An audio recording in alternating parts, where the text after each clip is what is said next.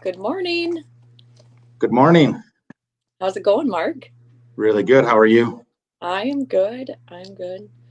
Fall is in the air in Minnesota. It was like 30-some degrees this morning, I believe. I like it. It's vest weather finally. Long sleeves. Fat guys like Sweatshirt. me don't have to sweat anymore. It's good. I am mixed feelings about that. Like the 30 degrees is, I don't know. I have to go out and warm my car up again. Good morning, Allie. I'm not ready for 30 degrees. I'm not ready to be out blanketing horses again, but I am excited. I do like the crisp air in the morning when you go out. It's nice. Yeah, talking about the blanketing, we've been shutting the barn up at night, obviously, because it's been getting cold enough. But I have noticed that horses have started to hair up a little bit already. Mm-hmm. Not looking forward. Go from fly sheets to winter blankets. I know, just like that. Good morning, Brian. Uh-oh, he's already given us crap, Mark. I don't get to see any of these. Brian Anderson says, "Oh boy, this will be educational." Good morning, Brian. Well, good morning, everyone. Welcome to Coffee with a Cowgirl. I am Brett Kruger. It is a pretty momentous day today for Coffee with a Cowgirl because not only is it our 20th episode, but I am joined with our first ever male guest, Dr. Mark. Welcome, Dr. Mark. How is it going this morning? It's going good, going very good. It's an honor and it's a privilege to be your 20th guest, but also the token male. I know. When I first asked Mark to do this, he's like, "Oh my God, are you sure you want me to be your first male guest?" I'm like, "Absolutely, I do." Mark has been a longtime family friend. He's our equine dentist. He does all of our equine dentistry work. He's a dad. He's a husband. He's a competitor. Mark competes alongside of his wife, Anna, in the ranch sorting world and team penning world too. I forget that. I should say that. Mark is a great guy, and I'm really excited to have him talk with me this morning because we've had a lot of viewers reach out to me and say that they're looking for something that's educational that they can use in their own program, on their own horses, answer questions that they might have. So I thought that this would be a great opportunity to fulfill that and do that for them. Mark, you want to take a minute and introduce yourself? Absolutely. As Breck said, I am a veterinarian. I'm a 2007 graduate of Iowa State University. That's my sole focus and passion right now is equine dentistry. But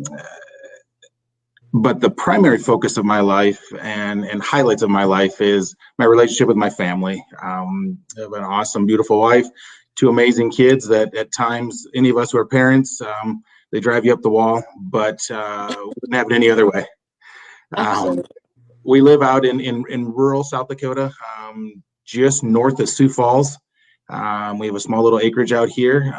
We let a lot of working cow horses, ex-cutters. We really enjoy team penning, range sorting, not only just the act of riding the horses and positioning the cattle where they're supposed to be, but the family atmosphere that goes along with it and the people that we meet because of that, they have become our second family. My wife and I were talking the other day that we've probably spent more holidays with the ranch sorting family and team penning family over the past 3 years than we have with our own genetic families. And so that's pretty cool. We like that. It's fun to get to go see people again. Absolutely. Well, I have a few things I want to say before we dive into today's topic of ulcers. Because I've known Mark for so long, I thought it would be fun to do some three fun facts about Mark. Mark's like, "Oh shit." So the first fun fact about Mark is Mark has two little boys, Carter and McLean. And Mark's youngest, McLean, is a total mini-me of Mark. He looks absolutely like Mark. He acts absolutely like Mark. He's hilarious. It is so funny to see those two together. I love it. The second fun fact about Mark is Mark's wife is a total badass. Mark's wife has won a truck. She's won a little motorcycle. She's won a lot of motorized things, so that's really cool. And then the third fun fact about Mark is that at one point in Mark's life, he aspired to be a pedal club owner and operator. So it's kind of fun things that you may or may not have known about Mark, Dr. Mark. Yeah. So Mark and I were just talking 5 minutes before we went live, and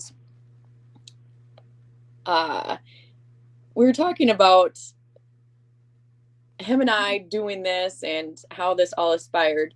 This, Mark and I doing what we're going to do today, or the start of what we're doing today, is something that we've been actually talking about for 2 years. Back in the COVID days when barns were bars, Mark was here working on horses, and afterward we had a few drinks and we started talking about education and educating people in the horse industry. And this got brought up, and originally it was going to be called From the Mouth of Mark, and maybe someday it still will be. Yeah, it's been in the works for a long time. So it's funny how things come to life, and here we are today.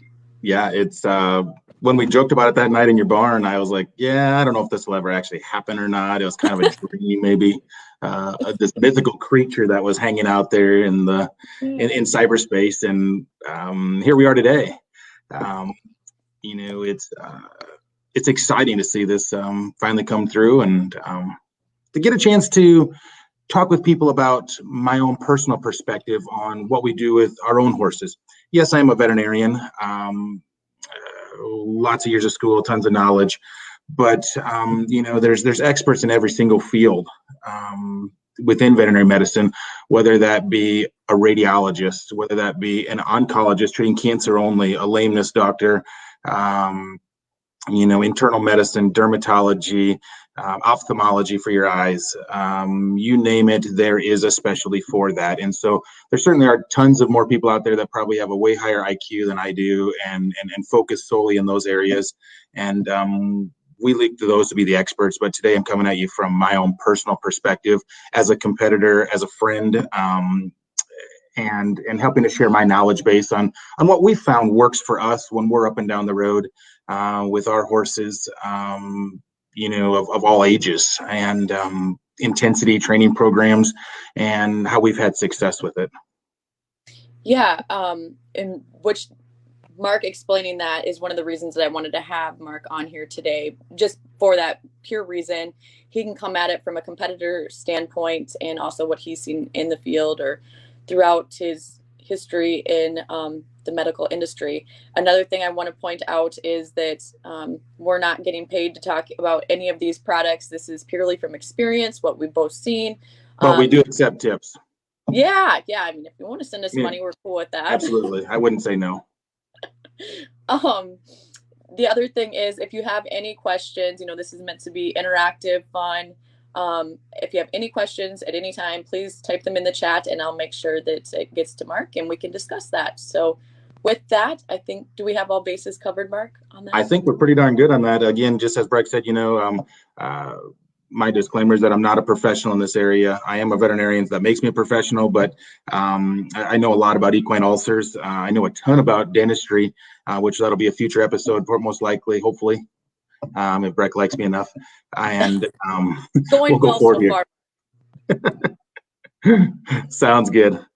All right. Well, we're just going to dive on in. And I think that the best thing to start with is, what are ulcers? Let's talk about that, what they actually are. So when we talk about ulcers, we're talking about the equine, the horse. Their stomach size on them is approximately 2 gallons. And within that 2-gallon size period, they have 2 different layers of mucosal tissue inside that stomach. Part of that in there is a glandular tissue, and part of that in there is what we call a squamous tissue, or a very flat tissue. Some of those are more susceptible to acid being on them. When I talk about acid, just like you and I, within our stomach, our body produces hydrochloric acid. That's a must. We have to have that for breakdown of any foods that we ingest, in order for our body to be able to put that into a usable, digestible nutrient later. And unfortunately with the horse, because they have such a small stomach size, that when they're producing every hour 1.5 liters of saliva, when they have that small stomach size of only 2 gallons and 1.5 liters of that every hour is having saliva inside there, it's very, very key that we have something else inside there in order to be able to prevent that hydrochloric acid from splashing up on the squamous cells within that stomach wall, causing a burn or an ulcer.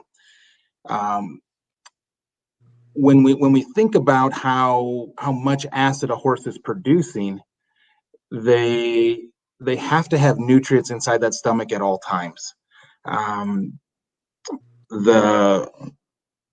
The way in which that acid, the longer contact time that it has on that stomach wall itself, is making it more prone to a burn or an ulcer, is what we're terming those, once that top layer in there is eroded. Yeah, that's kind of how it's always been explained to me too, Mark, is when it starts bouncing around and getting up on the walls. I've always heard that. Yep. That is when that's when it causes the burns, and that's when you start having problems. Now, what horses are prone to that? So horses, there's 2 different categories that we actually put these into. Your young foals that are less than a year of age, and then your older horses a year and up.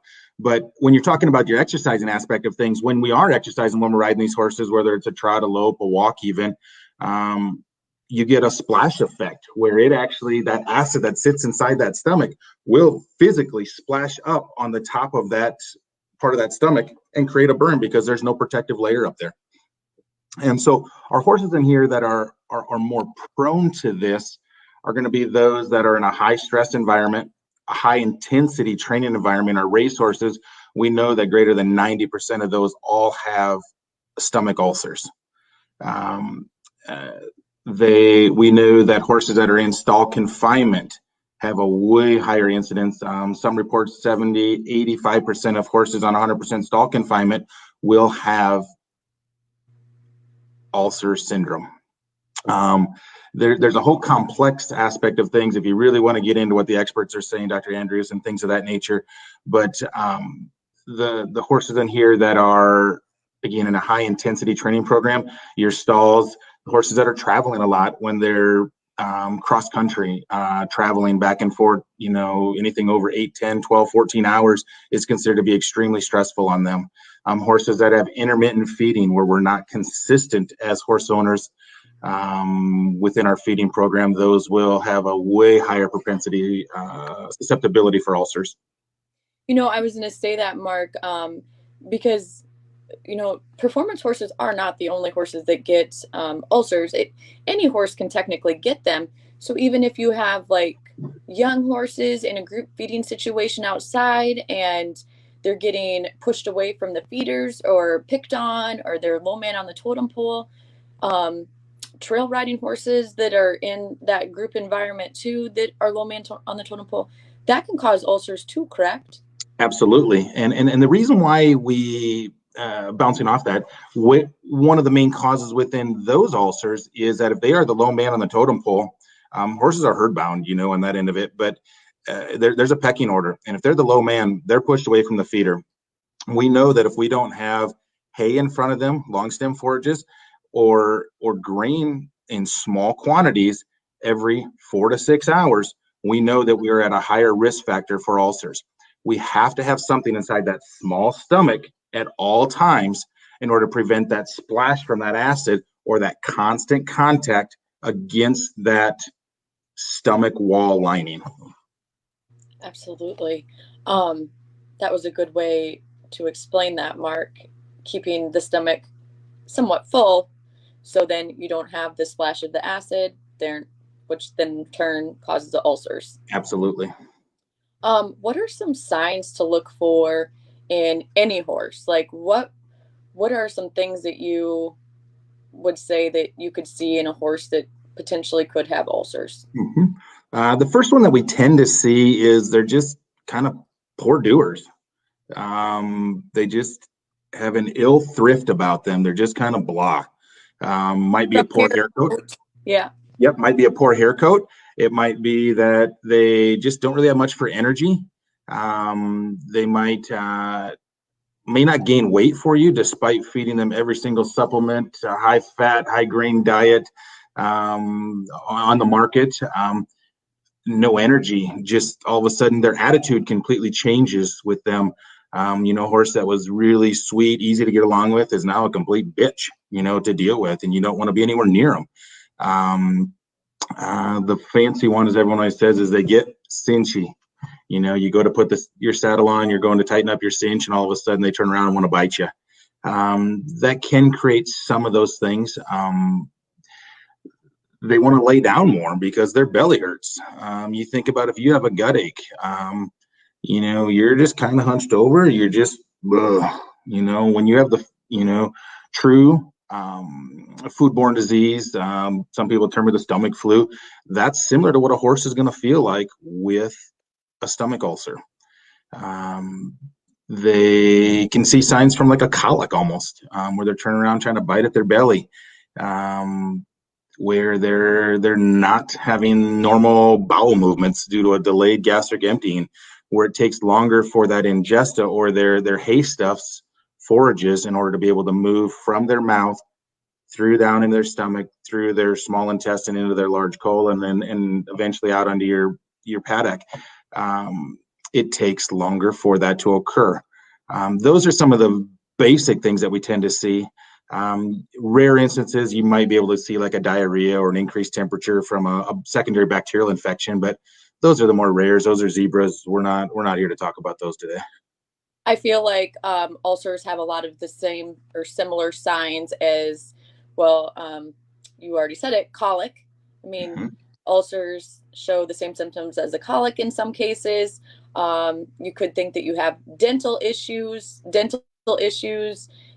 have similar signs as ulcers, because if they don't have, their teeth aren't in great condition or they haven't been worked on in a while, you'll see the horse's hair coat's dead. They're not eating enough. They're not taking in enough calories to support their weight gain, et cetera, et cetera. Would you say the same, Mark?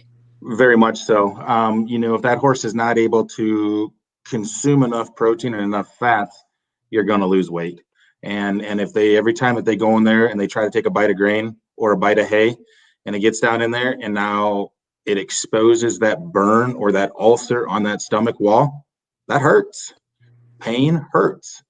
And a horse is going to know two things, and it's going to know that it has to eat to live. But in turn, it doesn't mean that it isn't going to maybe slow down in its eating or change its eating habits.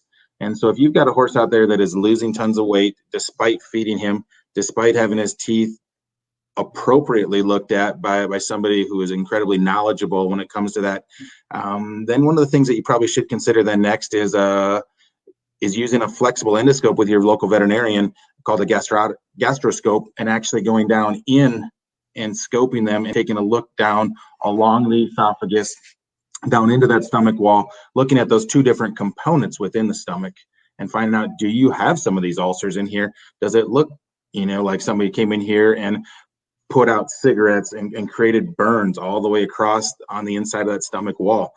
Those are incredibly painful when they're bleeding.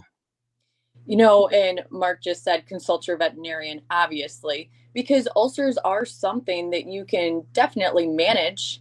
You can manage them, but if left untreated or you're not managing them properly, your horse can die from it.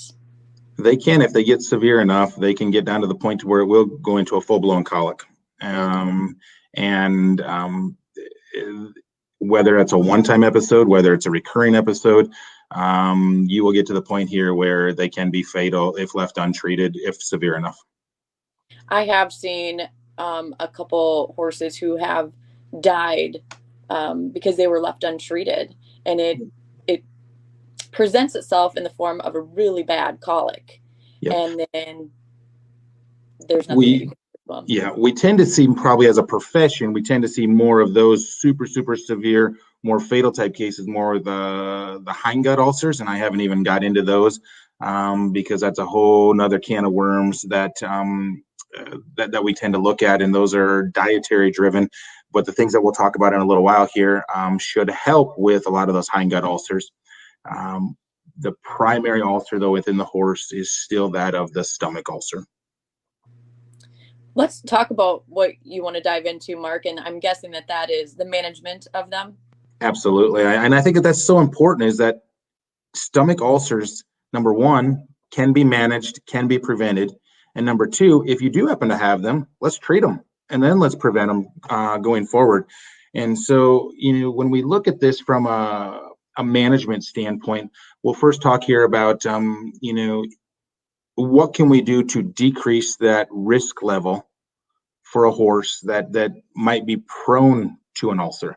Those horses that we just talked about a little bit ago that are in a high intensity training situation, they're trailered a bunch, or they're forced, unfortunately, due to living arrangements, that they're confined to a stall at all times. Feeding them frequently with these long stem forages, making sure that they have a minimum of 15 pounds of quality hay in front of them for a 1,000-pound horse every day. That's the bare minimums that they need to be consuming in order to do two different things. When we talk in here about the hay, whether that be brome grass hay or alfalfa, the preferable thing on this would be is that it's a combination of both. The thing that we like about alfalfa is twofold. Number one, it acts as an antacid. And so you think about what an antacid does for you and I, like Tums. It decreases that stomach acid, that hydrochloric acid that I talked about in the very beginning, that HCl. That acid is, again, the causative agent that is going to cause these ulcers inside that stomach. Alfalfa, the cool thing about that is that's a neutralizer. Most people don't realize that it helps when it is broke down through its fermentation stages, with the bicarb stages that it eventually gets into, is that will help to decrease and neutralize that stomach acid. The second thing that alfalfa does that's really cool is it creates a fiber matrix. So if we think about, I don't know if you can kind of see my hands here, if I can figure out how this screen works. Right, there you go. As that alfalfa comes through, the pieces in there don't all lay flat amongst each other. They don't all sit this way. They sit in there crossways. They create an X, basically. And what that does is that helps to suppress manually or physically that acid inside that stomach to prevent that splash effect, where it is when you're out exercising and competing on your horse, it's going to decrease that splash effect. So one of the things that we like to do is we had to feed a small amount of alfalfa 30 minutes prior to strenuous exercise. Something a lot of people don't realize that is very, very key to decreasing or managing ulcers. If we have to stall these horses, we want to make sure that they have hay in front of them at all times, whether that be through a slow feeder, a wall feeder, even if you're putting it on the ground for them to eat. You want to make sure that is in front of them at all times. The horse is meant to graze all day long. That is the single very best preventative maintenance treatment plan that you can get for an ulcer, is to kick them out on pasture. I think that that's the reason why slow feed hay feeders have gotten so popular in the last 10 to 15 years, is because of all the studies that have been done, the research, and in performance horses, especially because going down the road, I see so many people now with the hay chicks or different types of hay feeders. I know for us, we keep the slow feeds in front of our horses at all times. Absolutely. When we pull up to a show, I mean, our bags are already loaded before we leave the house here. And literally, I hang a full square bale of hay, brome grass, in each horse's stall, knowing that at all times that horse will have hay. And if we get down to where I think that there should be enough in there probably overnight, I'm probably going to hang another bag in case they get hungry and they want to eat more. Then we come back and we supplement with that alfalfa, 30 minutes, 45 minutes prior to us pulling them out of the stall and going and competing on them. If we're trailering in, then I'm going to stop 30 minutes out of the way and hang a different hay bag up for them in the trailer. So that way they've got that in front of them at all times. We have a question, Mark, from Jerry Cook. Sorry to interrupt you. Hi, Jerry. Jerry wants to know if we hang bags in the trailer as well. We do, always. Yes, absolutely. There is hay in front of our horses 24/7 in the trailer, in the stall, so much as even sometimes when I'm saddling them in my barn alley, there is hay in front of them. I want that gut constantly working. I want to decrease the amount of acid splash that we can get. Now, for us, Mark, and we do feed a very high quality alfalfa hay at home. Mm-hmm. Always. We've always done that. And I know that that's not for everybody, but it's what we've always done. And then when we travel, we do half and half. We do half grass, a half good quality grass, half alfalfa. And always, and even if we're going to a 1-day show that's close to home, when we unload our horses and tie to the side of the trailer, a hay bag goes with each horse. Absolutely, they have to. Yes, we do the exact same thing. Maybe different proportions on the amount of alfalfa versus grass. But as soon as we unload those horses, there's a hay bag hanging there in front of them when they're tied to the trailer, or they're tied to the fence. We know that a horse needs to have that no more than 4 to maybe 6 hours, depending upon which study you look at, without hay in front of them. So that does create some challenges when we're at these all-day sorting events or penning events, where you're on this horse for 8, 12, sometimes 14 hours if it's a big show. We try to find opportunity to get that horse back to the stall, even if the saddle stays on them, to let them eat. Let them be a horse, get more back into their gut again to prevent this from occurring.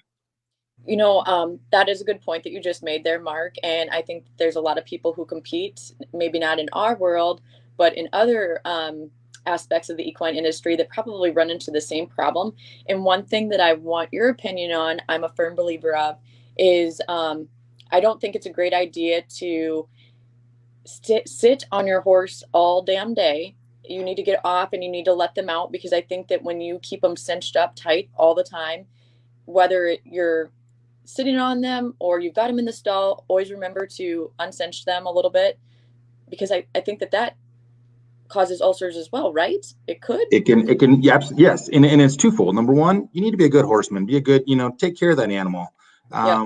Just flat out be a good human being and take care of them. Get off them. Yeah, they're bigger than us. Yeah, they're strong. They got muscles, and we feed them all year long, so we should be able to ride them all year long. Well, bull. Take care of that steed, and therefore they'll take care of you. Going back to your point, though, when we think about when we tighten up that cinch or that girth on them, and I mentioned earlier that stomach is only 2 gallons in size. We're producing 1.5 liters of saliva every single hour. 1.5 liters. Now, people say, oh, how big is that?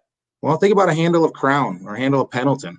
What that is, that's how much it's going to be produced every single hour. And now you have a 2-gallon size stomach that you've just compressed because you're in either an exercise mode or a cinching mode, to where those muscles in there are contracting. You're going to force that acid up on those sidewalls. It's inevitable. But now let's decrease the amount of time exposed with that acid on those sidewalls to decrease the risk for a burn or that ulcer of that stomach. So point being, folks, is when you're at an all-day event, please make sure to get off of your horse, let them out. When you bring them back to their stalls to eat or relax, make sure they're always letting those cinches out. My kids forget to do that. They've learned over the years, though, that is not acceptable, so they kind of get it now. We do have 2 more questions, Mark. One is from Jerry, and hers is, our horses are fat from the pasture feeding. They are ridden a lot, but what is the best way to manage this? From a weight management standpoint, then we look at, okay, let's limit their time in the pasture, to where and it becomes more of an intensive management situation, and it doesn't work for everybody's lifestyle. But then I would say, all right, let's put them in a dry paddock for 2 to 3 hours, kick them out in the pasture for an hour to 2 hours, put them back in the dry paddock, and rotate it that way. Grazing muzzles, good or bad, I don't know. I'm not a great big fan of them because I feel like they give you rub sores and things of that nature, but there are horses out there that are absolutely necessary, that they need them. Some horses walk by a bag of grain and they'll gain 5 pounds. The other thing that working with your local veterinarian is make sure that they're not PPID or Cushing's disease. There's other endocrine issues that could be causing that problem. Most of these horses don't need near as much grain as what most people are feeding either. Yeah, Um, balancers work great absolutely. for those easy keeper horses where you only have to feed like a pound or half a Yeah, pound to sometimes get a all the half a carbs. pound a day. When we kind of touching on the grain aspect and within ulcer syndrome still, never feed more than 5 pounds of grain at a time, regardless of what kind of grain it is. We knew that once we get over that 5 pounds of grain within that stomach on 1,000-pound horse, that your risk factor goes up exponentially due to the high fermentation and the amount of acid that is now being produced within that stomach. And again, within that small size, if you physically fill that up with grain, now you start the fermentation process. It goes into a bunch of biochemistry that is boring. But basically, at the end of the day, you're going to create more ulcers. So feed less than Which 5 pounds of grain. If your horse in requires more than two that, feet, go 2 or maybe 3 three, or 4 feedings. yeah. The racehorse industry, they used to do 2 feedings, and they found that their horses were still having ulcers.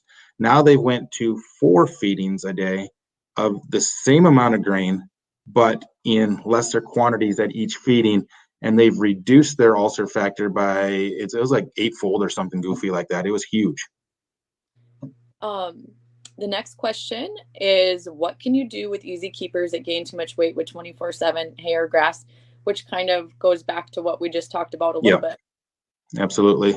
Minimizing the amount of grain that they're getting using the ration balancers, putting them on a paddock, slow feeders, the hay chicks nets, they have all different sizes in order to decrease how quickly they can digest those forages. This Intake, I year should say. was such a weird year, depending on where you live. Like for the Midwest, we're usually, we have adequate rain, grass is growing all the time. South is usually really dry. Well, it was completely opposite this year. They were really wet, we were really dry, and our grass and our pastures didn't even really come on until about a month ago, I think, Mark. Would you say the same? Our grass here was very, very delayed. And the thing that a lot of people tend to forget about, and not to dive into another subject, but when your grass is delayed or in the springtime, when you're first kicking them out like that, and you get this new instant big spurt of new growth out there, and we kick our horses out on it for the first time and they haven't been acclimated to it, you also worry then about laminitis. Yeah. And we're going to have to worry about that here coming up in the next probably 3-4 weeks after this first big hard frost, and kicking them back out in there where that grass is going to get that last little tiny little shoot. And that tiny little shoot down at the bottom on there is so nutrient dense that we have to limit the amount of time that our horses are out there from not an ulcer standpoint, but from a laminitic standpoint. Another question just came in. If you get and this is good because we need to talk about this anyway. So this will just segment us into the next topic. If you get an ulcer diagnosis from your vet, what is your go-to treatment plan? Do you have a preferred supplement? So let's talk about some of the things that you can use potentially with your vet's recommendation. Yep. For the treatment. Absolutely. So there's just to clarify, there's only one way to diagnose an ulcer, and that's visually. And the only way that you can visually see down inside that horse is to scope them. And the scope needs to be 7 to 11 foot long in order to be able to get down in to be able to see where we need to see. A lot of veterinarians have them. They're pretty readily available anymore. But once we have that diagnosis, then we look at, I'm a big believer in products that are supported by science, that have the backing. There's only one FDA approved product right now, and that is omeprazole. At 4 milligrams per kilogram for treatment, and that would be GastroGuard. And using that on a 14-day treatment plan or a 28-day treatment plan, depending upon the severity, your ulcer score, where the ulcer was located, how high up in the stomach was it? Was it on just the squamous part or was it on the glandular part? There's a complete matrix that goes into scoring these ulcers. But that's something your local vet will help you with. But GastroGuard, I do believe, is a very awesome product. But with awesome products, unfortunately, come an awesome price. We as veterinarians don't make squat on GastroGuard. People think, oh, you veterinarians are ripping us off because it costs so much money. Well, if you knew how much we had to pay for that product versus what our margin was on it, you'd be shocked on how little margin there is in GastroGuard. Well, and secondly, there is a guide that all vets need to follow as far as pricing goes. So Yes. it shouldn't be one vet higher than the other. They should all be right within the same range because Exactly. The for manufacturer for GastroGuard has a minimum base pricing set. The other thing that people don't realize that with GastroGuard is it's not just GastroGuard that you need to be giving. Most of the time, it's also concurrently with 𝚑𝚏𝚏𝚑. And 𝚑𝚑𝚏𝚏𝚑, probably the easiest way to describe that would be like what 𝚑𝚪𝚏 is for you and I. It's a stomach coater. And what it does is helps to coat that stomach so that way if you do get acid up on top of it, you've now got a physical barrier between the stomach wall and that acid to prevent that burn. If your horse is treated for ulcers, whether that be a 14 or your 28-day period, you have to, absolute must, and a lot of people forget this, you need to make sure that you're following up with 𝚑𝚏𝚏𝚑 for the next 14 to 28 days as well. Otherwise, you will get a rebound effect, and those ulcers in there will come back quicker, unfortunately. So that's from the treatment standpoint. Mary, to answer your question, there is not a supplement that is on the market to treat ulcers. Like Mark said, there is only one product, and that is something that you put in their mouth. It looks like a dewormer tube, kind of bigger, much bigger. And it does come in an injectable form. It's very hard to find that. And again, that's only through your veterinarian. But that's from the treatment standpoint. Now, Mary, maybe to elaborate on that, after your horse has been treated, or you have a horse that you know is prone to ulcers, now we can look at more of a preventative standpoint. And there are some supplements out there that we think are having some pretty good success. There's a lot of this in there that's anecdotal or non-proven, we think might work, but there are a bazillion and one different products out there from a preventative standpoint. And again, as Breck stated earlier, we're not paid by anybody. We're just giving you our own personal opinion and what we feel works and what doesn't work. The easiest, cheapest thing. 𝚑𝚏𝚑𝚑. And I know that is it's just something that you can use to help minimize the risk, right? Yes, that's a great way to put it, is help to minimize things. More of a preventative aspect, and to decrease all of these things together work in synergy together in order to decrease them. Not one thing is a magic bullet. To me, I like to find things that I can do simplistically and easily. One of those is feeding a little bit of alfalfa at all times in order to help, again, from that antacid and a bicarb standpoint. Number 2 is feed less than 5 pounds of grain at a time. Number 3, get as much pasture turnout time as you can. Yes, there's weight issues as we discussed earlier, but horses that are out grazing, ours are grazing 18 hours plus a day out on pasture. We're fortunate that we have grass. Get them out of their stalls, whether that even simply be in a round pen, in an arena. Let them be a horse. Decrease that stress environment. After we have a horse that is known from a positive ulcer standpoint, we've treated them, that horse should be rescoped again to make sure that all of those ulcers in there have been eliminated and that are gone. Once that stage is given you A-OK from your veterinarian after the gastroscope, then you can look into like Smart Gut is a Smart Pack, has a gut supplement that is phenomenal in decreasing the reoccurrence of ulcers. Ulcer Guard, you can use that, half a tube once a day, but again, cost factors shoot up pretty significantly there. They're looking at a bunch of their herbs, pectins, lectin, buckberry.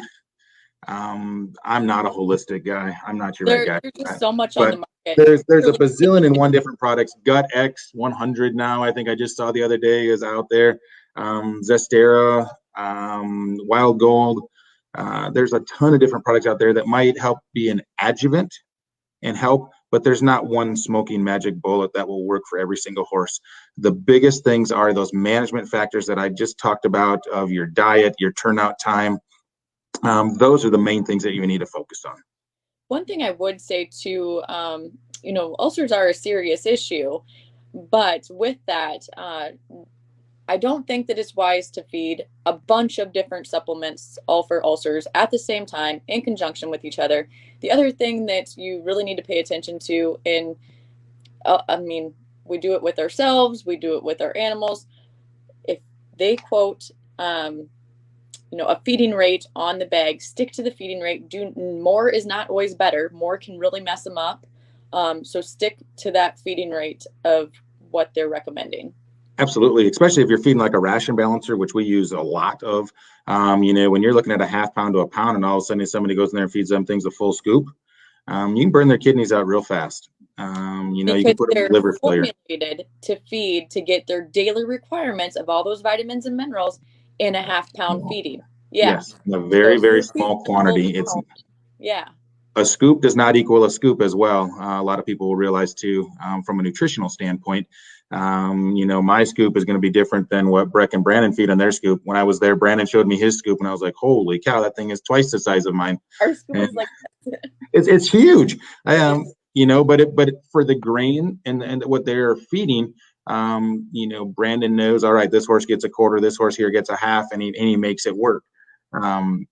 But we do know, again, horses in here that are prone, going back to the ulcer standpoint, if you're prone to ulcers or don't want your horse to be prone to ulcers, no more than 5 pounds of grain at each feeding. That's very, very key. Very, very key. We have a comment from Michelle Nelson, and she said that she feeds hay cubes when she's on the road or at a show in between runs for sorting. Very good. She puts them in an ice cream pail and brings those with her. So that's a good tip. Thank you, Michelle. A very good tip. Because most of the places, and I don't want it in my barn either, in my sand, we don't want hay bags in there. That's going to create a nasty mess, and it is a pain in the butt to clean afterwards. And so hay cubes are a great source for a quick source of energy. You're going to get back again that alfalfa aspect in there from that bicarb and neutralization of that acid. You're going to get your fiber matrix from your woven web. That's going to help to decrease that splash, and you're going to be able to keep that gut moving at all times. Well, if anybody has any other questions, please let us know. But I think that we did a pretty good job of covering everything, Mark. Hopefully, yeah. I guess we'll find out later in the comments. I guess. I have to say that Mark is absolutely hilarious because of all the guests that I've ever had. Yesterday when Mark and I were talking about this, Mark says to me, "What should I wear? What do you think I should wear?" And I just started laughing. I'm like, Mark, I've interviewed a lot of girls and I haven't ever had that question yet. So the fact that you're asking me is hilarious. Well, I got to keep up my image. And I did tell Mark he's looking awfully handsome this morning. So thank you so much, Mark, for being our guest today. I believe that you guys can expect Mark back in the future. He did a great job today. Awesome conversation, awesome questions. I hope that you guys got some good information out of this, good tips. Anything. If you have any questions after watching this, please feel free to reach out to either Mark or myself. We can put Mark's information on there if you need it. So you can find him on Facebook too. Mark, tell them the name of your business. We're Eclipse Equine Veterinary Services. We're a sole dentistry business, 100% mobile. We do have people that do come to the house and stuff like that, but focus just simply in the mouth on making sure that we have a proper balance, occlusal balance within that mouth, and it's something so many people overlook. And unfortunately, a lot of veterinarians don't know what they're doing inside that mouth. And so we found a need. We saw a need, and we got the education. We have the tools. We have the resources to be able to go out and perform dentistry at an extremely high level. Licensed in 4 different states. Eclipse Equine Veterinary Services, and that's who we are. If you guys have any suggestions of topics that Mark and I should cover in the future, please let me know too. We'd love to hear what you guys, the knowledge that you want. So please reach out to us. We've got lots of good comments coming in, Mark, about how appreciative everybody is about our conversation today. So that's awesome. I am so excited for next weekend, you guys. Next weekend is the Top Hand Cowgirl Challenge at Straight Rail Ranch. It is going to be fun. The UPS man has been burning my driveway up the last few days, bringing in lots of samples, goodie bags, prizes. I think that hotels may be sold out in Park Rapids and Nevis. If you need lodging, please let me or Straight Rail Ranch know, and we will try to help you find that. Amazing sponsors behind us throughout this whole process. We're really looking forward to that. What else? Next week on Coffee with the Cowgirl, I have Kim Matthias. She is one of the owners of Matthias Arabians. She's a longtime friend of mine, somebody that I've I've known since I was 14 years old. Kim and I are going to be talking about her journey with infertility, adoption, and being a horse show mom and what she has built. So it's going to be a really good one. I appreciate this once again, Mark. Great discussion. Like I said, if you guys have any questions, please let us know. Have a great rest of your week and weekend. Bye, guys. All right. Thank you.